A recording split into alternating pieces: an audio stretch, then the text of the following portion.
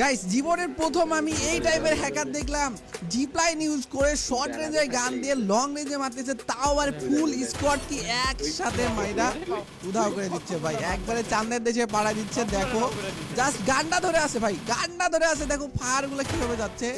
Sound কিন্তু এনিমির কাছে গিয়ে হচ্ছে, আমাদের কাছে হচ্ছে না।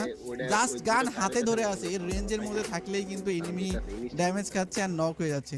দেখো এখানে সামনে কিন্তু নক কিন্তু ক্লিয়ার হচ্ছে না, নক প্লেয়ার ক্লিয়ার হচ্ছে না, জাস্ট হাতে গান ধরে আছে, তাতেই কিন্তু গাইস এনিমি মরে আছে। ফুল স্কোয়াড থাকলে ফুল স্কোয়াডে শেষ, আমরা একসাথে ছিলাম, আমরাও শেষ হয়ে গেছি।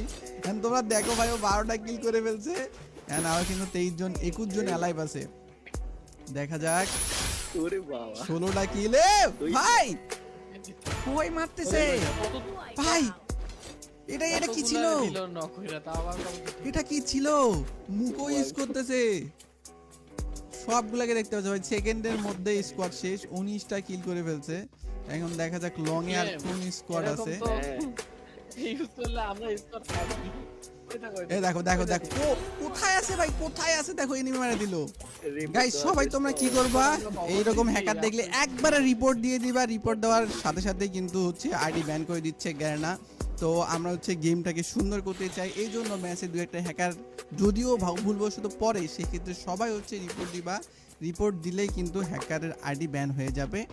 আর টিমমেট যেগুলো আছে এগুলো হয়তো বা র্যান্ডম খেলছে কিনা আমি জানি না, বাট এখানে হ্যাকারকে তোমরা যদি রিপোর্ট দাও সেক্ষেত্রে হবে। সো অবশ্যই যদি ম্যাচে হ্যাকার পড়ে সবাই কিন্তু রিপোর্ট দিবা।